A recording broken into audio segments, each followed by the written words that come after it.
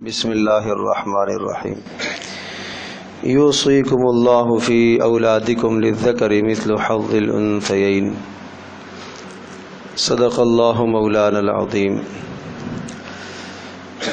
سورۃ النساء کا دوسرا رکوع ہے، اور سورۃ النساء میں عرض کیا تھا کہ عورتوں سے متعلق حقوق اور قوانین کا بیان ہے، اور اسی طرح سے غلاموں سے متعلق کچھ احکام اور قوانین ذکر کیے گئے۔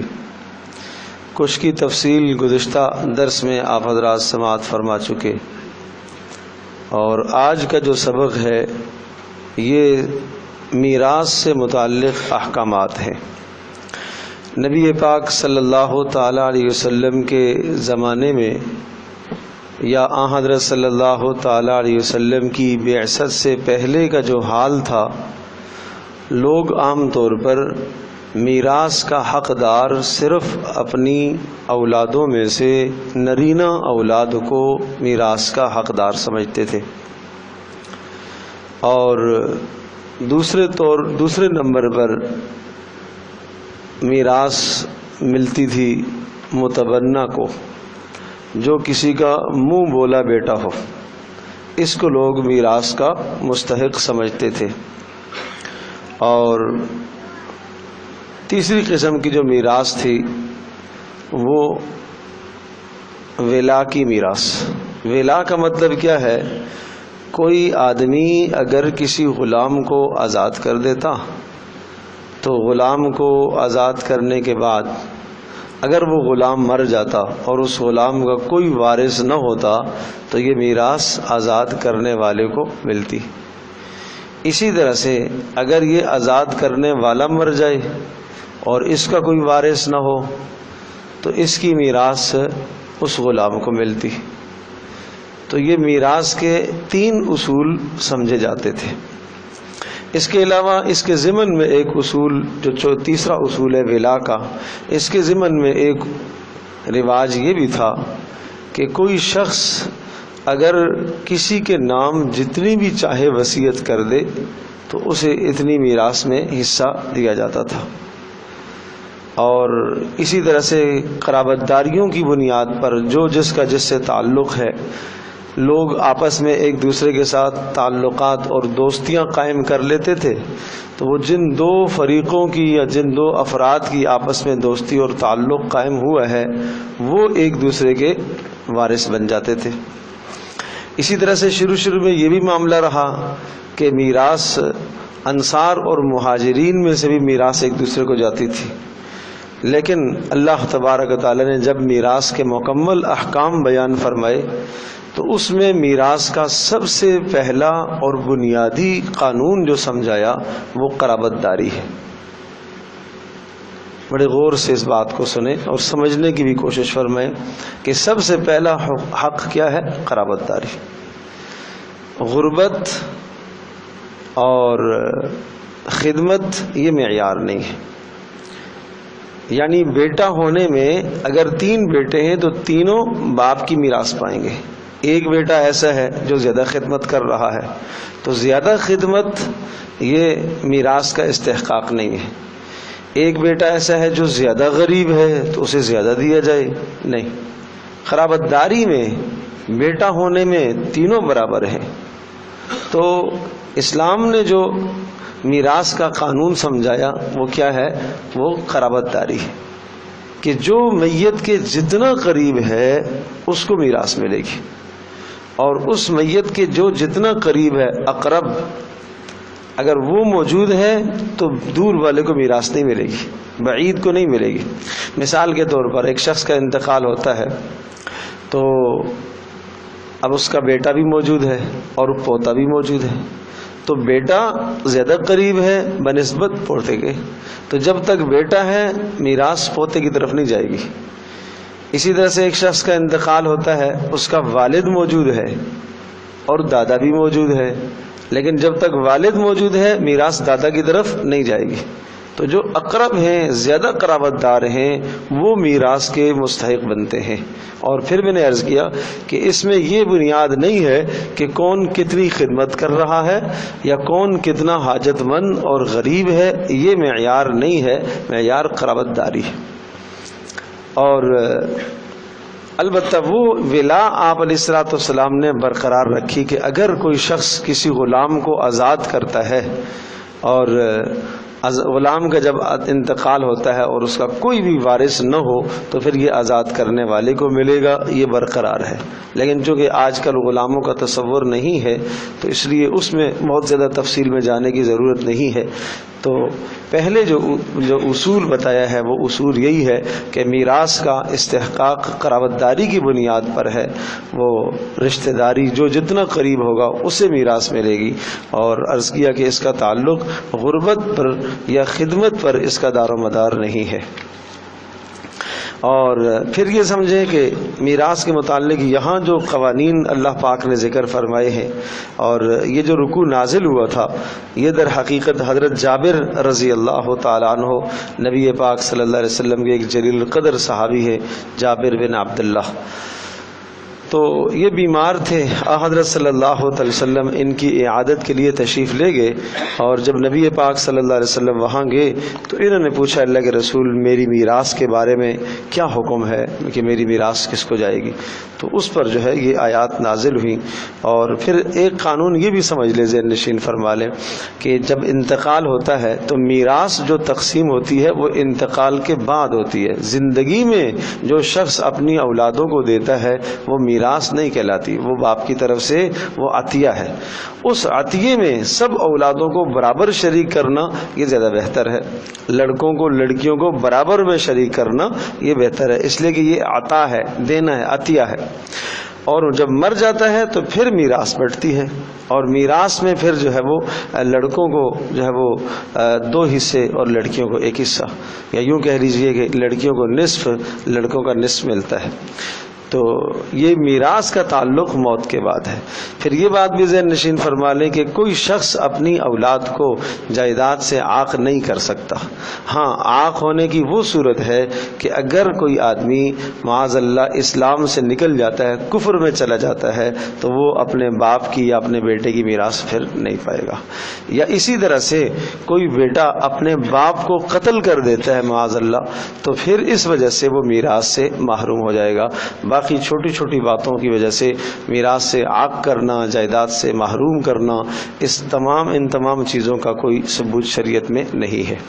پھر یہ بات بھی آپ ذہن نشین فرما لیجئے کہ میت نے جو ترکہ چھوڑا ہے، سب سے پہلا کام جو شریعت کا حکم ہے میت کے مال سے، اس کی تجہیز اور تکفین کی جائے گی۔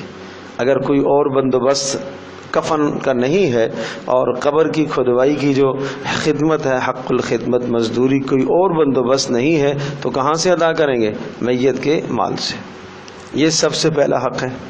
اس سے پھر جو مال بچ جائے گا اس کے بعد قرضے ادا کیے جائیں گے۔ اس پر جو قرضے ہیں، کسی کا بھی قرض دینا ہو، بیوی کا اگر قرض دینا ہے مہر کی صورت میں، یہ بھی قرض میں آئے گا۔ 2 اور تیسرے نمبر پر پھر اس کے بعد جو ہے وصیت، اگر اس نے کوئی وصیت کی شریعت میں نے عرض کیا کہ پہلے وصیت کا کیا تھا کہ کوئی بھی آدمی مرتے وقت جتنی بھی کسی کے لیے وصیت کر دے۔ اسلام نے وصیت کی حد بندی کر دی اور یہ سمجھایا کہ وصیت 1/3 کے اندر کر سکتے ہیں، اس سے زیادہ نہیں۔ تو لہذا کوئی وصیت کرے گا تو ثلث کے اندر 1/3 مال میں وصیت بھی نافذ ہوگی۔ پھر اس کے بعد جو مال بچے گا پھر ان کو ورثہ، اس مال کو ورثہ میں تقسیم کیا جائے گا۔ تو کس ترتیب سے تقسیم کرنا ہے؟ عرض کیا سب سے پہلے تجہیز و تکفین، اور اس کے بعد اس کے قرضے ادا کیے جائیں گے، اس کے بعد 1/3 میں اس کی وصیت پوری کی جائے گی، اس کے بعد چوتھے نمبر پر جو مال ہوگا اس کو پھر ورثہ میں تقسیم کیا جائے گا۔ پھر یہ بات بھی ذہن نشین فرما لیں کہ ورثہ میں جو مال تقسیم کیا جاتا ہے، جتنے بھی ورثہ ہیں سب کا حق ہے، اور ہر مال میں حق ہے۔ کوئی آدمی یہ نہیں کہہ سکتا، کوئی بیٹی دعویٰ نہیں کر سکتی کہ یہ مجھے ماں کی یہ چیز مجھے دے دی جائے، یا باپ کے کسی شے پر کہ یہ میں اس کا زیادہ استحقاق رکھتا ہوں، نہیں. کوئی بھی، چاہے منقولہ جائیداد، چاہے غیر منقولہ جائیداد، چاہے کیش کی صورت میں، چاہے پراپرٹی کی صورت میں، کسی بھی قسم کی اشیاء ہیں، ان تمام اشیاء کے اندر تمام کے تمام ورثاء شریک ہوں گے. اچھا، پھر اسی طرح سے یہ بات بھی ذہن نشین فرما لیں کہ میراث میں جو ورثاء ہیں، ان ورثاء کے 3 طبقات ہوتے ہیں. ایک کہلاتے ہیں اصحاب الفروض. اصحاب الفروض ان کو کہا جاتا ہے کہ جن کا حصہ قرآن میں مقرر ہے، یہاں جن کا تذکرہ آئے گا، ان کو کہا جاتا ہے اصحاب الفروض. اور اگر اصحاب الفروض جن کا حصہ قرآن نے مقرر کیا ہے اگر یہ نہیں ہے، یہاں آئے گی تفصیل، کس کے حصے مقرر قرآن نے کیے ہیں؟ ماں باپ کے حصے مقرر ہیں، اولادوں کے حصے مقرر ہیں، اسی طرح سے بہن بھائیوں کے حصے مقرر ہیں، اسی طرح سے بیوی کا حصہ، شوہر کا حصہ. یہ کون کہلاتے ہیں؟ اصحاب الفروض، جن کے حصے قرآن مجید میں مقرر ہیں. اگر جب تک اصحاب الفروض ہیں تو ان کو ملے گا، اور اگر یہ نہیں ہے جن کے حصے قرآن میں مقرر ہے، اصحاب الفروض نہیں ہے، تو پھر مال جائے گا عصبات کو. عصبہ وہ رشتہ دار کہلاتے ہیں جو باپ کی طرف سے. مثال کے طور پر آدمی کا انتقال ہوا ہے، اب ظاہر سی بات ہے کہ اس کے بیٹے بھی نہیں ہیں، اور یوں سمجھیے کہ والدین بھی نہیں ہیں، بیوی بھی نہیں ہے، بہن بھائی بھی نہیں ہیں، چچے ہیں. تو اب یہ کیا کہلائیں گے؟ عصبات. مال ان کی طرف منتقل ہو جائے گا. اور اسی طرح سے اگر باپ کی طرف سے رشتے نہیں ہیں، ماں کی طرف سے رشتے ہیں، تو وہ ذوی الارحام کہلاتے ہیں. تو پہلا حق ہے اصحاب الفروض کا، جن کے حصے یا مقرر ہیں. اگر یہ نہیں ہے تو پھر کس کو ملے گا؟ عصبات، جو باپ کے طرف سے رشتے دار آتے ہیں، چچے وغیرہ اور چچوں کے بیٹے. اور اگر وہ بھی نہیں ہیں تو پھر کس کی طرف جائے گا؟ ذوی الارحام. اور ذوی الارحام کون ہیں؟ جو ماں کی طرف کے رشتے ہیں، ماں کی طرف کے رشتے ماموں ہیں. یہ رشتے آئے ہیں، ان کو میراث ملے گی.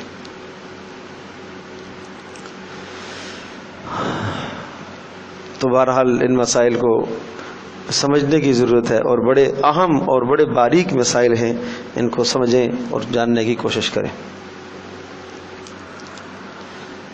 یوصیکم اللہ فی اولادکم للذکر مثل حظ الانثیین. یوصیکم اللہ، یوصیکم اللہ، اللہ تمہیں وصیت کرتا ہے، اللہ تمہیں تاکید کرتا ہے. وصیت کہتے ہیں انتہائی تاکیدی حکم کو. اللہ پاک تمہیں وصیت کرتا ہے فی اولادکم، تمہاری اولادوں کے بارے میں، کہ ان کو تم مال دو. کیا ترتیب رہے گی؟ للذکر مثل حظ الانثیین، ایک مذکر کو برابر حظ الانثیین، 2 عورتوں کے حصے کے برابر. للذکر، ایک مذکر کو یعنی بیٹے کو کتنا ملے گا؟ مثل حظ الانثیین، 2 بیٹیوں کے حصے کے برابر. تو ایک تو یہ اصول سمجھایا کہ اگر کسی شخص کی اولاد ہے اور اولادوں میں بیٹے بھی ہیں اور بیٹیاں بھی ہیں تو کیا طریقہ کار ہے؟ للذکر مثل حظ الانثیین، یہ ترتیب ہوگی کہ جتنا 2 لڑکیوں کو ملے گا اتنا 1 لڑکے کو ملے گا. اگر آپ اس کو یوں کہیں کہ جناب عورت کو مرد کا نصف ملے گا تب بھی بات ٹھیک ہے، لیکن اللہ پاک نے یہاں پر جو بنیاد بنایا ہے وہ عورت کے حصے کو بنیاد بنایا. کیوں؟ اس لیے کہ عورت کو میراث سے محروم کیا جاتا تھا. تو آپ نے اللہ نے فرمایا للذکر مثل حظ الانثیین، یہ نہیں فرمایا کہ مرد کو عورتوں کا دگنا ملے گا. اس طرح سے للذکر، مذکر کو، مرد کو کتنا ملے گا؟ مثل حظ الانثیین، 2 عورتوں کے برابر مرد کو ملے گا. 2 عورتوں کے برابر مرد کو ملے گا. اگر بات یوں کہی جاتی کہ عورت کو مرد کا نصف ملے گا تو تب بھی بات وہی ہے، لیکن چونکہ بنیاد یہ سمجھانی ہے کہ عورتوں کو میراث سے محروم کیا جاتا ہے تو اس لیے اس لفظ کو اس طرح سے ذکر کیا. تو ایک صورت تو یہ ہے کہ اولادوں میں کیا ہیں؟ لڑکیاں بھی ہیں اور لڑکے بھی ہیں. تو کیا کریں گے؟ دو عورتوں کے برابر ایک مرد کو ملے گا. یہ اولادوں کی ایک صورت ہے. دوسری صورت یہ ہے کہ اگر اولادوں میں صرف لڑکیاں ہی لڑکیاں ہیں, لڑکا کوئی نہیں ہے, تو دوسری صورت یہ ہے کہ پھر اگر ساری لڑکیاں ہیں تو سارے مال کے 2/3 ان لڑکیوں میں برابر برابر تقسیم کیے جائیں گے. ٹھیک ہے جی. اور تیسری صورت یہ ہے کہ اولادوں میں صرف ایک ہی لڑکی ہے تو پھر سارے مال کا نصف اس کو ملے گا, باقی دیگر ورثاء کی طرف جائے گا. تو اولادوں کی 3 صورتیں یہاں پر ذکر فرمائی. نمبر 1, اولادوں میں مذکر بھی ہیں مؤنث بھی ہے, لڑکے لڑکیاں دونوں ہیں. تو کیا کہا جائے گا, کیا کریں گے, کیا ترتیب رہے گی کہ لڑکیوں کو لڑکوں کا آدھا, یا یوں کہیں کہ لڑکوں کو لڑکیوں کا دگنا دیا جائے گا. مثال کے طور پر ایک آدمی کے جو ہے وہ 2 بیٹے ہیں اور 2 بیٹیاں ہیں, سمجھے جی. تو اب وہ میراث چھوڑتا ہے تو اس کی میراث کے حصے کیے جائیں گے. 2 بیٹے, ہر بیٹے کو کتنے ملیں گے, 2 حصے. تو 2 حصے 2 حصے 4, اور ہر بیٹی کو کتنا ملے گا, 1 حصہ. تو کتنے حصے کیے جائیں گے, 6 حصے. 6 حصے کیے جائیں گے, 2 حصے مل جائیں گے بیٹوں کو اور 1 حصہ مل جائے گا بیٹی کو. اور اگر ساری لڑکیاں ہیں تو پھر کیا کریں گے, سارے مال کے 2/3, سارے مال کا 2/3 ان لڑکیوں میں برابر تقسیم کریں گے. دوسری صورت. اور تیسری صورت یہ ہے کہ اگر اولادوں میں صرف ایک ہی لڑکی ہے تو کیا کریں گے, سارے مال کا نصف اس لڑکی کو ملے گا, باقی دیگر ورثاء کو.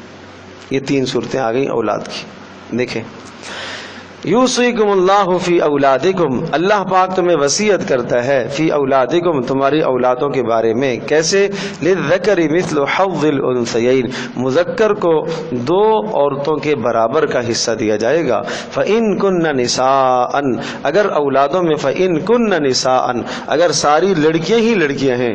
فإن کن نساء, اگر ساری لڑکیاں ہیں اور وہ کتنی ہیں, فوق اثنتین, 2 سے زیادہ, 2 ہوں یا 2 سے زیادہ, 2 ہوں یا 2 سے زیادہ, تو کیا ہے, فلہن, ان لڑکیوں کو ملے گا ثلثا ما ترک, ثلثا 2/3 ما ترک, جو اس شخص نے چھوڑا, یعنی جو باپ نے چھوڑا. باپ کے ترکے میں سے کتنا ملے گا, 2/3. تیسری صورت, وَإِن كَانَتْ وَاحِدَةً, اور اگر اولادوں میں سے صرف ایک ہی لڑکی ہے, فَلَهَا النِّصْفُ, تو اسے کتنا ملے گا, آدھا, نصف اس کو ملے گا. اور باقی جو ہے وہ پھر جو دیگر ورثاء ہوں گے ماں باپ, ان کی طرف جائے گا. تو یہ اولادوں کے معاملے میں یہ ضابطہ سمجھا دیا. اب دوسرا ضابطہ, پھر یہ بات بھی ذہن نشین فرمائیں کہ اس کو اگر آپ تقسیم کرتے ہیں نا کہ اصحاب الفروض جن کے حصے یہاں مقرر ہیں یہ کون لوگ ہیں.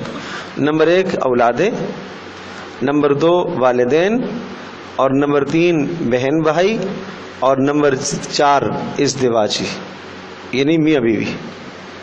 تو ان 4 کے حصے یہاں پر اللہ نے مقرر فرمائے. کس کس کے, اولادوں کے اور والدین کے اور بہن بھائیوں کے اور میاں بیوی کے. تو یہ اصحاب الفروض کی تفصیل ہے. ولی ابویہ, اب دوسری صورت یہ, والدین کو کیا ملتا ہے, ایک بیٹے کا انتقال ہوتا ہے تو ماں باپ کو بیٹے کے مال سے کیا ملتا ہے. فرمایا ولی ابویہ لکل واحد منہما السدس مما ترک ان کان لہ ولد. والدین کو دینے کی صورت میں ہم یہ دیکھیں گے کہ جس آدمی کا انتقال ہوا ہے اس کے ماں باپ بھی موجود ہیں اور اس کی اولادیں بھی موجود ہیں. تو اگر اس کی اولادیں موجود ہیں, چاہے مذکر ہو چاہے مؤنث ہو, چاہے ایک ہو چاہے زیادہ ہو, کوئی ایک بیٹا ہو ایک بیٹی اگر موجود ہو, تو اولاد کے موجود ہونے میں ماں باپ کو 6واں حصہ ملے گا. اولاد کے موجود ہونے میں ماں باپ کو کتنا ملے گا, 6واں حصہ. ولی ابویہ, دونوں کو ہر ایک کو 6واں حصہ دیا جائے گا. ولی ابویہ، اور فرمایا میت کے والدین کو، لکل واحد منہما، ان دونوں میں سے ہر ایک کو، السدس، سدس کا معنی چھٹا حصہ، مما ترکا، جو اس شخص نے چھوڑا، کب، ان کان لہو ولد، اگر اس کی اولاد ہو تو، اولاد ہو تو ماں باپ کو کتنا جائے گا؟ چھٹا حصہ، ٹھیک ہے جی۔ دوسری صورت، اگر اولاد نہیں ہے، فَإِن لَّمْ يَكُن لَّهُ وَلَدٌ، اگر اولاد نہیں ہے، اولاد اس کی نہیں ہے، شادی ہی نہیں ہوئی مثال کے طور پر، اور یا ہوئی اولاد کوئی نہیں ہے، وَوَرِثَهُ أَبَوَاهُ، تو پھر اس بیٹے کے مال کے وارث کون ہوں گے؟ أَبَوَاهُ، والدین۔ کون وارث ہوں گے؟ والدین۔ اچھا، والدین جب وارث ہوں گے تو پھر کیا ہے؟ فَلِأُمِّهِ الثُّلُث، فَلِأُمِّهِ الثُّلُث، ماں کو ملے گا 1/3۔ مال کے وارث کون بن رہے ہیں؟ والدین۔ یعنی جب اس کی اولاد نہیں ہے تو مال کے وارث کون ہیں؟ والدین۔ بیوی بھی نہیں ہے، بچے نہیں ہیں، تو کون وارث ہیں؟ والدین۔ اب والدین میں تقسیم یہ بتا دی کہ والدین کو آپ کس طرح سے دیں گے۔ ان والدین میں ماں کو ملے گا ثلث 1/3، اور باقی 2/3 مل جائیں گے کس کو؟ باپ کو۔ یہاں پر بھی وہی تفصیل آئے گی۔ کون سی تفصیل؟ کہ مرد کو عورت کا دگنا دیا جا رہا ہے، کہ مال کے 3 حصے کریں گے، 1/3 مل جائے گا ماں کو اور 2/3 ملے گا کس کو؟ باپ کو۔ لیکن چونکہ ماں کا حصہ ذکر کیا اور باپ کے حصے سے قرآن یہاں صراحتاً خاموش ہے، لیکن پچھلے لفظ سے یہ سمجھ میں آ رہا ہے۔ دیکھو ذرا پھر غور کرو، فَإِن لَّمْ يَكُن لَّهُ وَلَدٌ، اگر اس کی اولاد نہیں ہے، وَوَرِثَهُ أَبَوَاهُ، تو اس آدمی کے مال کے وارث کون ہوں گے؟ أَبَوَاهُ، ماں باپ دونوں۔ جب ماں باپ دونوں وارث ہوں گے تو فَلِأُمِّهِ الثُّلُث، ماں کو کتنا ملے گا؟ 1/3، تو باقی کہاں جائے گا؟ باپ کی طرف۔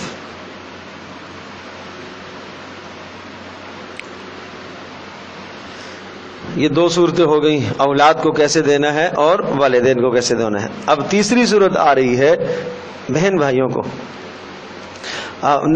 والدہ کی ایک الگ صورت، فَإِن كَانَ لَهُ إِخْوَةٌ فَلِأُمِّهِ السُّدُسُ۔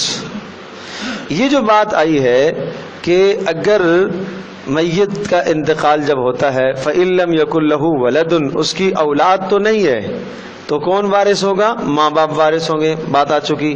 اور ماں کو کتنا ملے گا؟ 1/3، اور باقی 2/3 کس کو جائے گا؟ باپ کو۔ لیکن یہ ماں کو 1/3 اور 2/3 باپ کو جب جائے گا جب اس کے بہن بھائی نہ ہوں۔ اور اگر اس کے بہن بھائی ہیں تو بہن بھائی کیا کرتے ہیں؟ ماں کا حصہ کم کر دیتے ہیں۔ ماں کو پہلے مل رہا تھا ثلث 1/3، اور اگر بہن بھائی بھی ہیں ساتھ، اولادیں تو نہیں ہیں لیکن کون ہیں؟ بہن بھائی ہیں، تو اب ماں کو حصہ پھر کم ملے گا، ماں کو پھر چھٹا حصہ ملے گا۔ دیکھیں، فَإِن كَانَ لَهُ إِخْوَةٌ، اگر اس میت کے بہن بھائی بھی ہوں، اخوہ بھائی ہوں اگر، تو فَلِأُمِّهِ السُّدُسُ، پھر ماں کو کتنا ملے گا؟ 1/6 حصہ ملے گا، 1/6 ملے گا، اور پھر باپ کو بھی ملے گا، پھر بہن بھائیوں کو بھی ملے گا۔ بہن بھائیوں کی وہی تفصیل پیچھے آ چکی ہے، للذکر مثل حظ الانثیین والی۔ لیکن یہ ساری تفصیلات کرنے کے بعد فرمایا من بعد وصیۃ یوصی بها او دین، یہ میراث تقسیم ہوگی من بعد وصیۃ، اس وصیت کے بعد، یوصی بها، جو میت نے وصیت کی ہے کسی کے حق میں، او دین، یا قرضے کے بعد، اس کے ذمہ کوئی قرض تھا، اس قرض کی ادائیگی کرنے کے بعد اور وصیت کی ادائیگی کے بعد۔ لیکن وصیت 1/3 کے اندر نافذ ہوگی۔ اور یہاں چونکہ وصیت کا لفظ پہلے ہے اور آگے بھی جو آیات ہیں ان تمام آیات میں وصیت کا لفظ پہلے ہے، قرضے کا لفظ بعد میں ہے، اس سے یہ نہ سمجھا جائے کہ پہلے وصیت پوری کی جائے گی، نہیں، قرضہ پہلے ادا کیا جائے گا۔ تمام صحابہ اس بات پر اتفاق رکھتے ہیں کہ یہ پہلے جو ہے قرضے ادا کیے جائیں گے اور اس کے بعد جو ہے وصیتیں پوری کی جائیں گی۔ قرضوں کا حق پہلے ہے۔ ہاں البتہ پھر بات یہ ہے کہ وصیت کو پہلے کیوں ذکر کیا؟ تو وصیت کو پہلے اس لیے ذکر کیا ہے چونکہ عام طور پر وصیت لوگ نافذ نہیں کرتے تھے، تو اس لیے وصیت کی اہمیت بتلانے کے لیے وصیت کو پہلے ذکر کیا، چونکہ وصیت میں کوئی مطالبہ تو نہیں کرنا ہے نا۔ وصیت کا مطلب کیا ہے؟ کسی نے وصیت کی کہ میرے مرنے کے بعد اتنا مال اللہ کی راہ میں صدقہ کر دیا جائے، تو 1/3 میں نافذ تو کریں گے۔ اس وصیت کا مطالبہ کون کرے گا؟ مطالبہ تو کوئی نہیں کرے گا، بھائی تم حق دو میت کا ہمیں بھی دو۔ غربا تو آ کے نہیں کہہ سکتے، لیکن جو قرضے ہیں قرضوں کے مطالب موجود ہیں، تقاضا کرنے والے موجود ہیں، تو اس لیے اس کو بعد میں ذکر کیا، وصیت کو پہلے، جبکہ ہے اصل پہلے قرضے ہیں اور پھر وصیت ہے۔ اب فرمایا آباؤکم و ابناؤکم لا تدرون ایہم اقرب لکم نفعا۔ آباؤکم تمہارے آبا، تمہارے باپ دادے، ابناؤکم تمہاری اولادیں، میراث کے اعتبار سے لا تدرون تم نہیں جانتے ہو، ایہم اقرب لکم نفعا ان میں سے کون زیادہ قریب ہے آپ کے باعتبار نفع کے، دنیا کے یا دنیاوی نفع کے یا اخروی نفع کے۔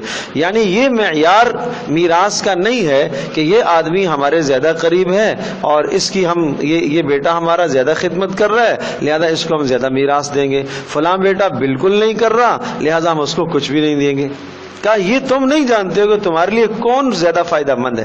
کیا پتا جس نے آپ کی اس دنیا میں خدمت کی اور اس کو آپ نے میراث سے خوب نوازا اور دوسرے نے خدمت نہیں کی، اس کو آپ نے نہیں دیا، کیا پتا آخرت میں اس کی سفارش آپ کے حق میں قبول ہو جائے؟ کیا پتا آپ کے مرنے کے بعد اللہ پاک سے وہ آپ کے لیے استغفار کی دعا کرے جس کو آپ نے کچھ بھی نہیں دیا، اور جس کو آپ نے دیا ہے اس نے کبھی بھی نہیں کی ہو۔ آپ کے لیے صدقہ جاریہ آپ کی اولادوں میں سے وہ بن گیا جس کو آپ نے میراث سے محروم رکھا ہے۔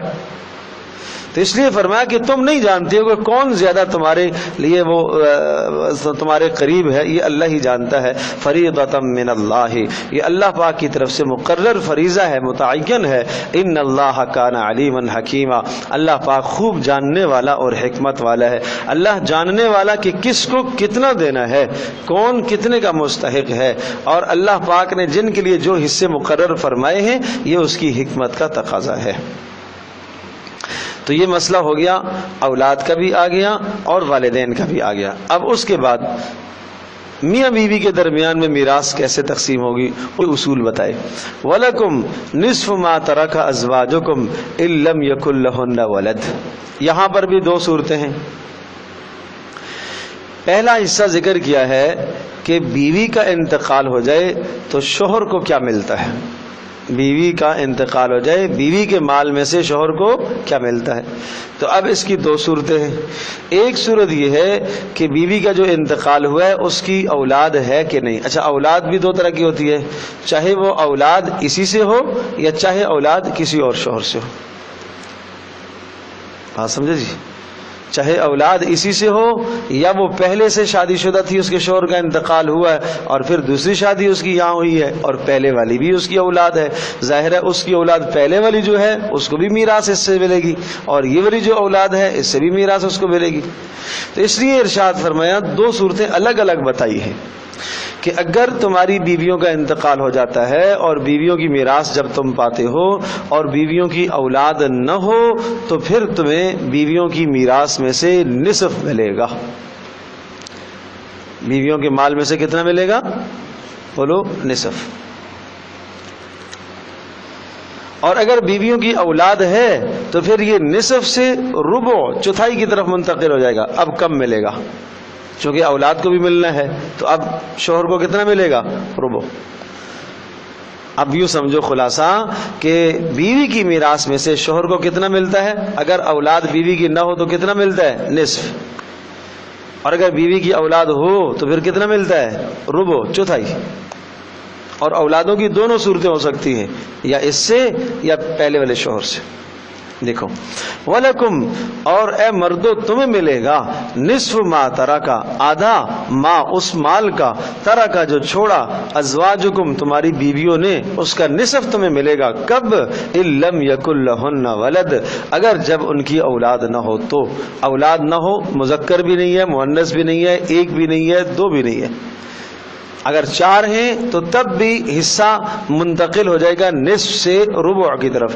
ایک بیٹا بیٹی ہے تب بھی حصہ منتقل ہو جائے گا نصف سے ربع چوتھائی کی طرف. بس اولاد ہونا شرط ہے، چاہے ایک ہو چاہے دو. فَإِن لَمْ يَكُنْ فَإِن كَانَ لَهُنَّ وَلَدٌ، اور فرمایا اگر تمہاری فَإِن كَانَ لَهُنَّ وَلَدٌ، اگر تمہاری ان بیویوں کی اولادیں ہیں، فَلَكُمُ الرُّبُعُ، پھر تمہیں کتنا ملے گا؟ چوتھائی. مِمَّا تَرَكْنَ، جو عورتوں نے چھوڑا تمہاری بیویوں نے. لیکن یہاں پر بھی وہ ضابطہ مِن بَعْدِ وَصِيَّةٍ، اس وصیت کے بعد، یوصین بِہَا، کہ جس جو وصیت کی ہے عورتوں نے، او دین، یا قرض کے بعد. تو یہ کس کا حصہ آ گیا؟ شوہروں کا. ٹھیک ہے جی. اب بیویوں کو کیا ملے گا؟ بیویوں کو، عورتوں کو کیا ملے گا اپنے شوہروں سے؟ فرمایا وَلَهُنَّ الرُّبُعُ مِمَّا تَرَكْتُمْ إِن لَّمْ يَكُن لَّكُمْ وَلَدٌ. قانون وہی ہے، یہاں پر بھی ذہن نشین کر لیں. کیا قانون؟ کہ مرد کو عورت سے دگنا، مرد کو عورت سے دگنا. تو بتایا کہ اگر بیوی کا انتقال ہوتا ہے اور اگر اولاد نہیں ہے تو مرد کو کتنا؟ نصف. اور اگر اولاد ہے تو نصف نہیں بلکہ کتنا؟ ربع. اب بات آ جائے یہاں پر، انتقال ہوا شوہر کا اور شوہر کی اولاد موجود ہے، چاہے اس بیوی سے ہو یا کسی اور بیوی سے ہو، چاہے ایک ہو چاہے 2 ہو چاہے 3 ہو، اولاد موجود ہے تو کتنا ملے گا عورت کو؟ جب ادھر پہلے اولاد نہیں تھی عورت کی تو مرد کو کتنا ملا تھا؟ آدھا. تو اب یہاں اس آدھے کا آدھا کریں تو کتنا ہو جائے گا؟ ربع، چوتھائی ہو جائے گا. ٹھیک ہے جی. اور وہاں جب اولاد تھی تو بتایا تھا کہ شوہر کو کتنا ملا تھا؟ بیوی کی اولاد کتنا ملا تھا؟ ربع ملا تھا، چوتھائی. اب یہاں کتنا مل جائے گا؟ یہاں وہ منتقل ہو جائے گا سمن کی طرف. سمن 8واں حصہ. بڑے باریک مسائل ہیں، غور کریں، سنو ذرا. وَلَهُنَّ الرُّبُعُ، اور فرمایا عورتوں کو ملے گا، تمہاری ازواج کو ملے گا، مما ترکتم، جو تم نے میراث چھوڑی ہے. کب؟ إِن لَّمْ يَكُن لَّكُمْ وَلَدٌ، اگر تمہارے لیے اولاد نہ ہو تو عورتوں کو ملے گا کتنا؟ ربع، چوتھائی حصہ. ٹھیک ہے جی. اولاد نہیں ہے تو شوہر کا حصہ کتنا پائے گی؟ چوتھائی. فَإِن كَانَ لَكُمْ وَلَدٌ، اگر تمہاری اولاد ہو، خواہ اس بیوی سے ہو خواہ کسی اور سے ہو، تو پھر کتنا ملے گا؟ فَلَهُنَّ الثُّمُنُ، عورت کو کتنا ملے گا؟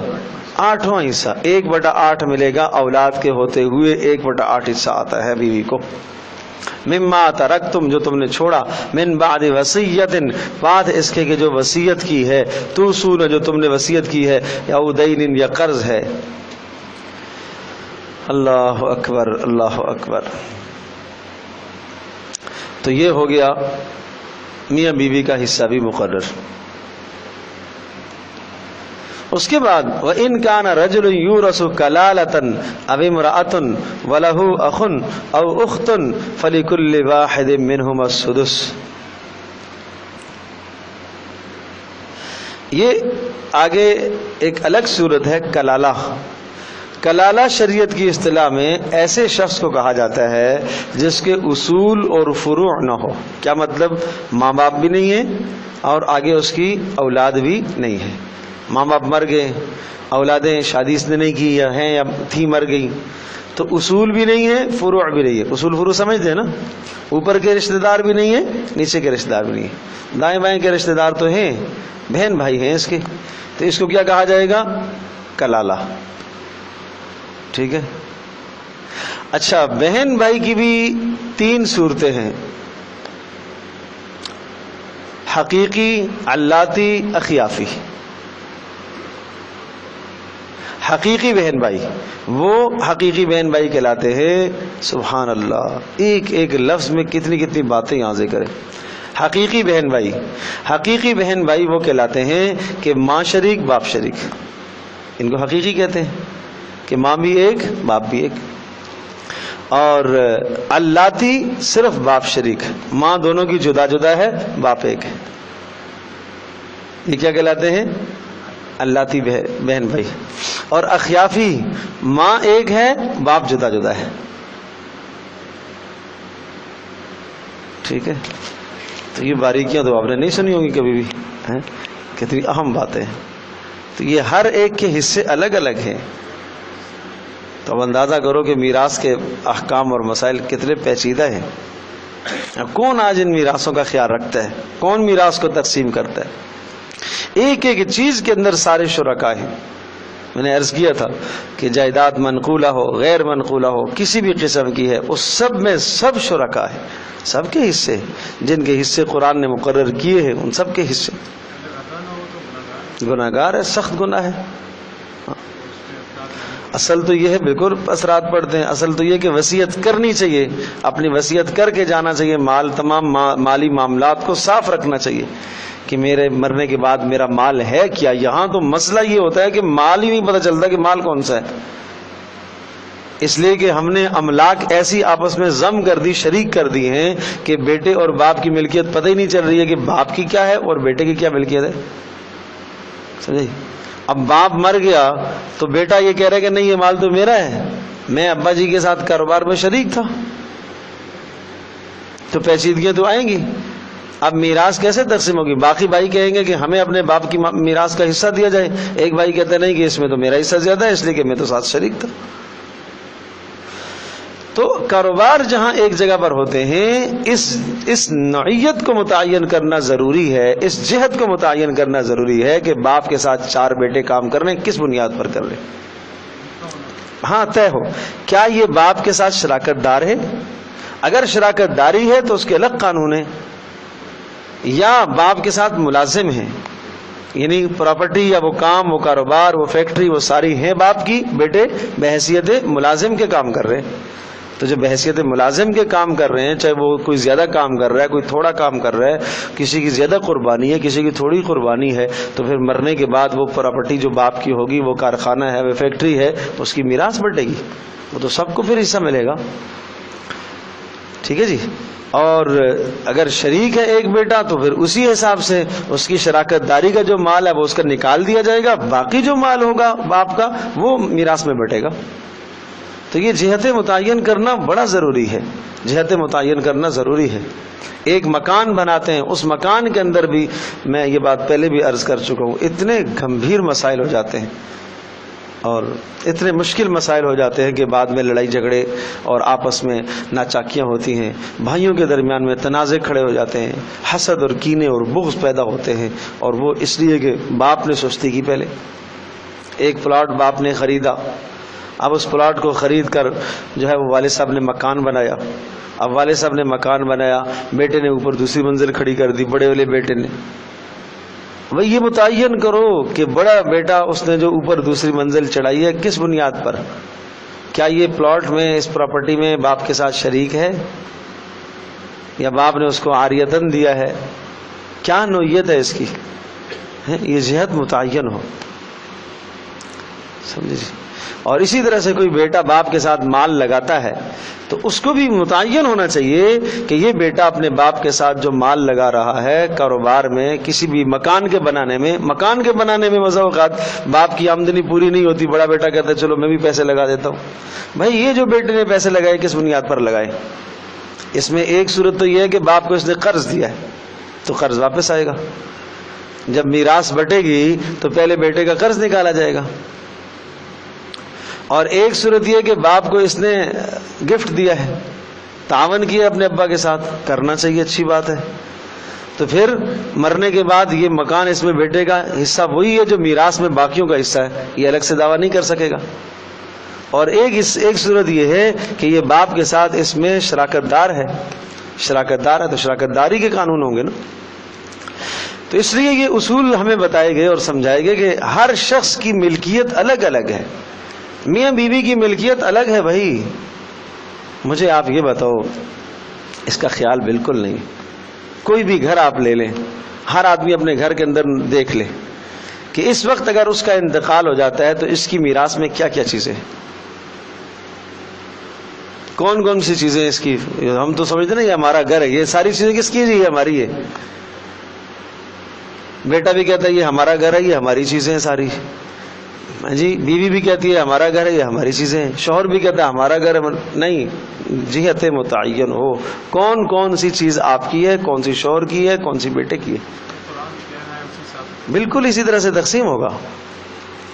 یہاں تک کہ جو برتن گھر کے اندر ہیں یہ کس کے ہیں؟ یہ ہم استعمال تو سارے کر رہے ہیں، اولادیں بھی کر رہی ہیں، والدین بھی کر رہے ہیں، ملکیت کس کی؟ یہ متعین ہو، سمجھے جی. ورنہ بعد میں آپ نے جائیداد تقسیم تو کی ہے مثال کے طور پر، ٹھیک ہے، آپ نے صرف وہی جائیداد تقسیم کی ہے جو بینک میں رکھی تھی، جو پیسہ بینک میں تھا وہ آپ نے تقسیم کیا، یا کوئی پلاٹ تھا اس کو آپ نے تقسیم کیا. جو گھر کے اندر سامان رکھا ہوا ہے اس کو آپ نے نہیں بانٹا، یہ بھی بانٹنا ہے. گھر کے اندر جو کپڑے رکھے ہوئے ہیں یہ کپڑے یہ غربا کا حق نہیں ہے، بغیر پوچھے وہ رسا کے غربا کو دینا جائز نہیں ہے، سمجھے جی. سلے ہوئے کپڑے ہوں، ان سلے کپڑے ہوں، یہ میراث ہے ساری. اور سلے ہوئے کپڑے اگر باپ کے ہیں، صاف ستھرے ہیں، اچھے ہیں، تو اگر میراث میں اولادوں کو ملتے ہیں پہننے میں کوئی حرج نہیں ہے. مسئلہ یہ ہے کہ ہم میت کے کپڑوں سے بڑے ڈر رہے ہوتے ہیں، پتہ نہیں کیا ہو جائے گا، ہم ہی نہ مر جائیں، سمجھے جی. تو نہیں پہنتے، اٹھا کے سارے صدقہ کر دیتے ہیں. یہ تھوڑا ہی ہے بھائی، پہنو، استعمال کرو، کوئی بھی حق کر سکتا ہے. جوتے ہے، کپڑے ہے، اچھا مہنگی چیزیں، گاڑی، وہ تو نہیں ہم دیتے کسی کو. ابا جی کی گاڑی تھی نا، دینا ہے تو وہ بھی دے دو، نہیں وہ نہیں دیں گے. سستی سستی جو چیزیں نا وہ ہم دے دیتے ہیں، ان سے ہمیں ڈر لگتا ہے، مہنگی چیزوں سے ڈر بھی نہیں لگتا، سمجھے جی. اللہ اکبر، اللہ اکبر، اللہ اکبر. اور ایک بات اور سمجھاؤں، یہ بھی میں نے دیکھا ہے بہت ساری جگہوں پر جو ہے میت کی غسل میں شریک رہنے کی جو ہے وہ سعادت حاصل رہی ہے. تو اس موقع پر میں کئی بار اس طرح سے بھی دیکھتا ہوں اور مجھے بڑا تعجب ہوتا ہے. تو کہ اس میت کے غسل کے لیے جو گھر کے اندر کی اشیاء ہمیں ضرورت پڑتی ہے، ہمیں تولیہ ضرورت ہے، ہمیں کپڑا ضرورت ہے، کفن کے علاوہ ہمیں کچھ چادریں ضرورت پڑتی ہے، ان چادروں کو لپوٹ کے سب کچرے میں ڈالتے ہیں، میت کے ساتھ لگ گئی ہیں. ارے بھائی کیوں؟ اگر یہ اس کا حق، اس کا مال ہے، وہ چادر بھلے 100 روپے کی کیوں نہ ہو تو میراث ہے، وہ یہ کیوں ضائع کرتے اس کو؟ اگر وہ استعمال ہوئی ہے تو دھل سکتی ہے نا، دھو کے اس کو آپ استعمال کریں. یہ تو اسراف ہے، یہ فضول خرچیاں ہیں.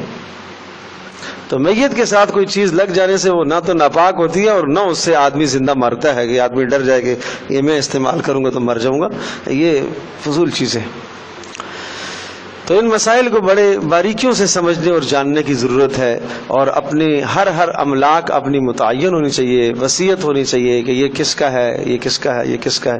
ہر ماہ میں آدمی کی وصیت تبدیل ہوتی رہے تاکہ اس کے مرنے کے بعد کسی قسم کے تنازع کھڑے نہ ہوں، صاف صاف مال تقسیم کر دیا جائے، سمجھے جی. برتنوں میں بھی میں نے عرض کیا کہ تقسیم ہے کہ یہ ابا جی کون سے خرید کر لائے ہیں اور اماں جی کو جہیز میں کون سا ملا ہے، یہ متعین ہے، یہ جہتیں متعین ہونی چاہیے.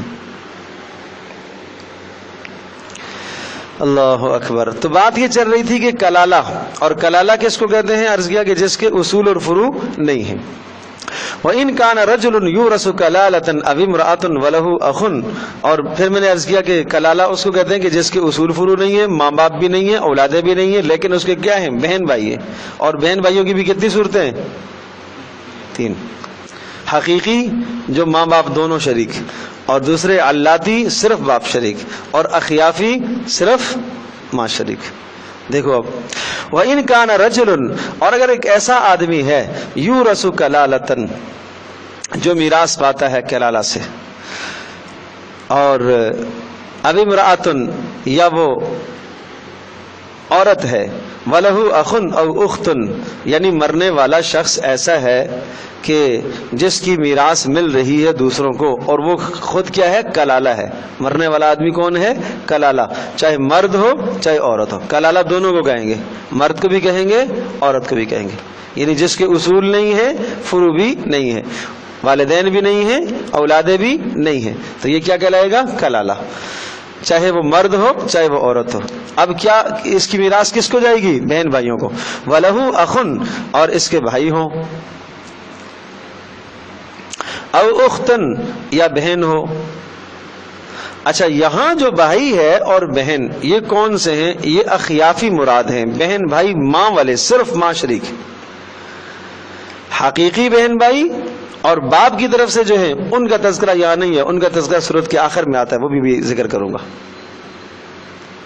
یہ صحابہ حضرت عبداللہ، حضرت سعد بن ابی وقاص رضی اللہ تعالیٰ عنہ اس کی تصریح فرمایا کرتے تھے کہ وَلَهُ أَخٌ أَوْ أُخْتٌ مِنَ الْأُمِّ، کہ اس کے بھائی ہوں یا بہن ہوں، صرف ماں شریک. تو یہاں بھائی اور بہن سے کون مراد ہے؟ بولو، صرف بولو ماں شریک، صرف ماں شریک. ہاں باقی حقیقی والے اور باپ شریک والے یہاں نہیں ہیں، ان کا تذکرہ آگے آ رہا ہے. اچھا وہ عجیب بات یہ ہے کہ ان کی میراث دیکھو، بھائی تو وہ بھی بہن بھائی ہے نا، اور یہ بھی بہن بھائی ہیں، لیکن ان کو الگ ملے گا، ان کا حصہ الگ ہے، ان کا حصہ الگ ہے. ان کو جو حصہ ملے گا، ایک آدمی کا انتقال ہوتا ہے، وہ کلالہ ہے، اس کے ماں باپ نہیں ہیں اور اس کے بہن بھائی ہیں، اور بہن بھائی اس کے حقیقی ہیں. اگر کون ہے بولو؟ حقیقی ہیں. تو حقیقی بہن بھائی ہوں یا صرف باپ شریک ہوں تو ان کو کیا ملے گا؟ وہاں وہ ترتیب ہے للذکر مثل حظ الانثیین، وہاں وہ ترتیب ہے کہ مرد کو عورت کا کتنا؟ دگنا ملے گا. لیکن یہاں جو بہن بھائی ہیں ان سب کو برابر کا ملے گا. نہ یہاں جو بہن بھائی ہیں اس جگہ پر کون سے بہن بھائی مراد ہیں؟ صرف ماں شریک، صرف ماں شریک. دیکھیں تو اگر کہتے ہیں کہ جس شخص کا انتقال ہوا اور اس کا صرف ایک بھائی ہے یا ایک بہن، اور ایک بھائی اور ایک بہن کون سے؟ ماں شریک، تو فَلِكُلِّ وَاحِدٍ مِّنْهُمَا السُّدُسُ، ایک بھائی کو اور ایک بہن کو ہر ایک کو کتنا کتنا ملے گا؟ چھٹا حصہ. یعنی ایک بھائی ہے اور ایک بہن ہے، یا صرف ایک بھائی ہے یا صرف ایک بہن ہے تو کتنا ملے گا؟ چھٹا حصہ. فَإِن كَانُوا أَكْثَرَ مِنْ ذَلِكَ فَهُمْ شُرَكَاءُ فِي الثُّلُثِ، اور اگر وہ ایک سے زیادہ ہیں، 2 ہیں، 3 ہیں، 4 ہیں، 5 ہیں، 6 ہیں، لیکن ہیں سارے کے سارے کون سے؟ ماں شریک ہیں، تو فَهُمْ شُرَكَاءُ فِي الثُّلُثِ، پھر 1/3 میں سب کے سب برابر برابر کے شریک ہو گئے، بہنیں بھی اور بھائی بھی، لڑکے بھی لڑکے بھی برابر شریک ہیں. بات سمجھے جی؟ من بعد وصیت یوصی بها او دین، بعد اس کے کہ جو وصیت اس نے کی گئی ہے یا اس پر قرضہ ہے، غیر مضار، کسی وارث کو کسی قسم کی تکلیف نہیں ہونی چاہیے، یعنی کسی کے حصے کو کم نہ کیا جائے. وصیت من اللہ، یہ اللہ پاک کی طرف سے مقرر کردہ وصیت ہے.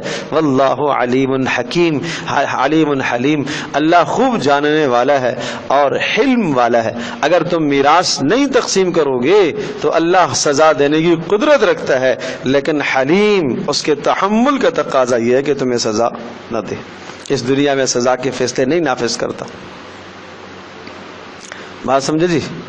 اب اس سورت کے سورہ نساء کے آخر میں آئیں، کچھ حصہ وہاں ذکر ہے 6 پارے میں، سبحان اللہ، جہاں یہ ختم ہو رہی ہے بالکل آخر میں. کلالہ کی کچھ صورتیں وہاں ہیں.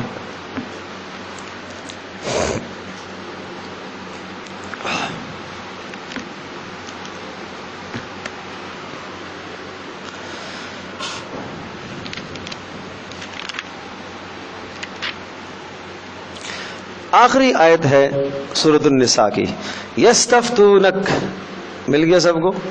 بالکل آخری آیت. یستفتونک، آپ سے فتویٰ طلب کرتے ہیں، آپ سے پوچھتے ہیں.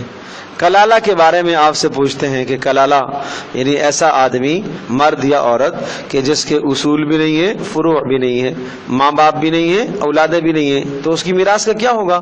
قل، کہہ دیجئے، اللہ یفتیکم فی الکلالہ، اللہ پاک تمہیں فتویٰ دے رہا ہے کلالہ کے بارے میں. ان امرؤ ہلک لیس لہ ولد، اگر کسی شخص کا انتقال ہوتا ہے، ہلک انتقال ہوتا ہے، لیس لہ ولد، اور اس کی کوئی اولاد نہیں ہے، یعنی ماں باپ بھی نہیں ہیں اور بولو اولاد بھی نہیں ہے، لیکن کیا ہے؟ وَلَهُ أُخْتٌ، اور اس کی ایک بہن ہے. اور بہن کون سی؟ یہاں دوسری دونوں قسمیں مراد ہے، حقیقی بہن ہو یا صرف باپ شریک، دونوں مراد ہیں یہاں پر. اور وہاں صرف کون سی تھی؟ ماں شریک. وَلَهُ أُخْتٌ، اور اس کی ایک بہن ہو تو فَلَهَا نِصْفُ مَا تَرَكَ، اگر یہ بہن حقیقی ہے یا علاتی ہے، باپ شریک ہے، تو اس کو کتنا ملے گا؟ نصف ملے گا، نصف ما ترک. بات سمجھ میں آ رہی ہے؟ اور پیچھے کتنا بتا تھا؟ اس بہن کو کتنا ملا تھا جو صرف ماں شریک تھی؟ کتنا ملا تھا؟ دیکھیں نا کتنا بڑا فرق ہے. وہاں چھٹا تھا اور یہاں کتنا ہے؟ آدھا، نصف. اچھا ایک بات تو یہ ہو گئی. وَهُوَ يَرِثُهَا إِن لَّمْ يَكُن لَّهَا وَلَدٌ. ہاں اب مسئلہ یہ ہے کہ ان امرؤ ہلک، انتقال کرنے والا مرد ہے اور لیس لہ ولد، اس کی اولاد نہیں ہے. کیا ہے اس کا ورثہ میں؟ وَلَهُ أُخْتٌ، اس کی کیا ہے؟ صرف ایک، بولو، بہن ہے. تو کتنا ملے گا؟ فَلَهَا نِصْفُ مَا تَرَكَ، کتنا ملے گا؟ نصف ملے گا. ٹھیک ہے جی. انتقال کس کا ہوا؟ مرد کا.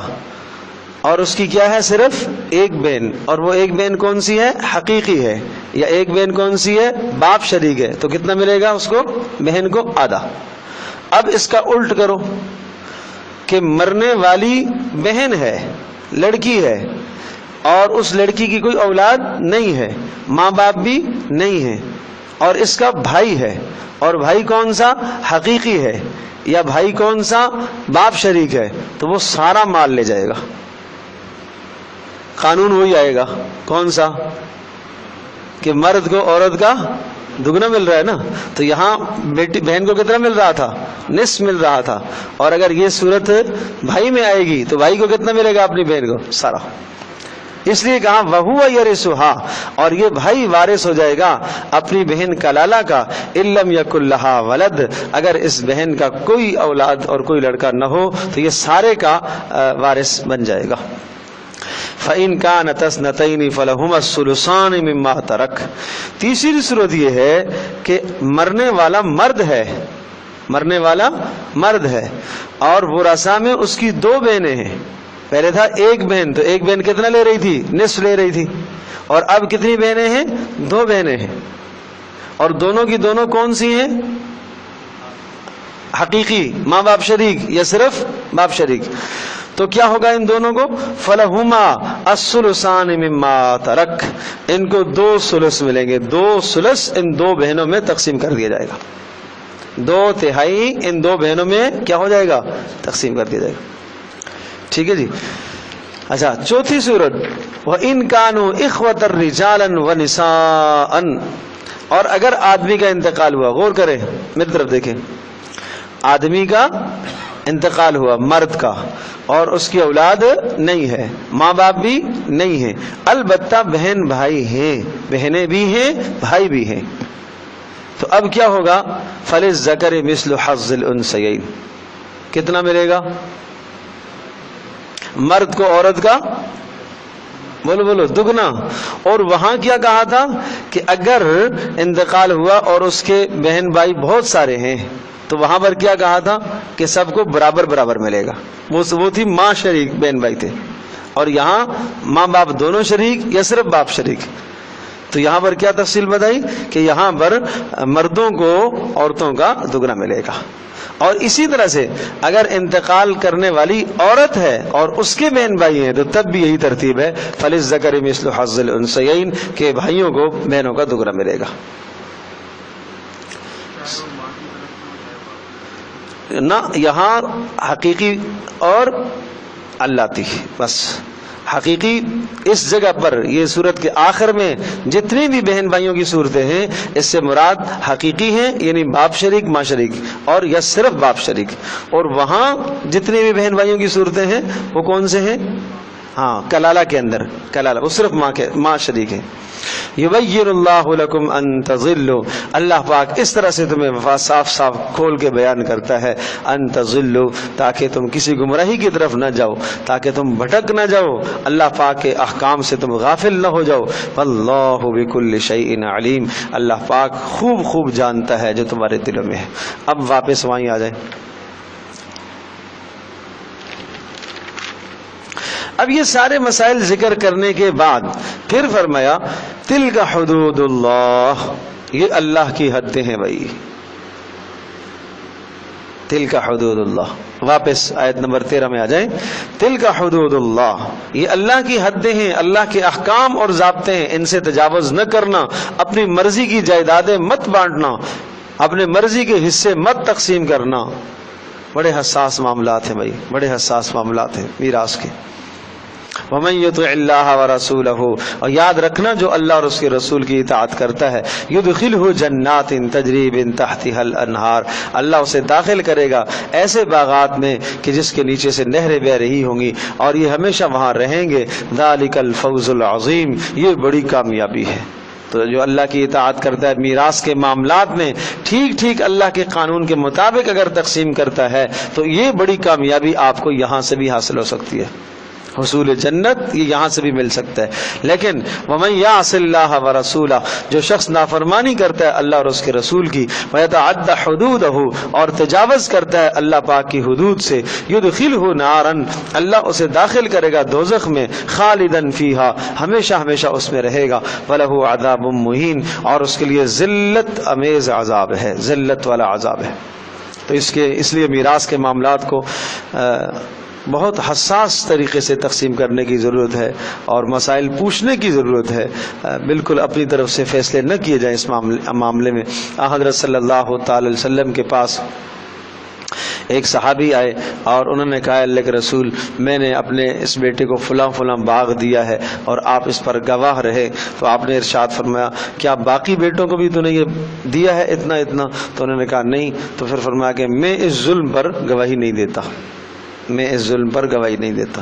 تو بعض کو دینا، بعض کو محروم رکھنا یہ قطعاً جائز نہیں ہے. واللاتی یأتین الفاحشۃ من نسائکم فاستشہدوا علیہن اربعۃ منکم. اس میرے خیال سے کافی ہے انشاءاللہ. یہ مشکل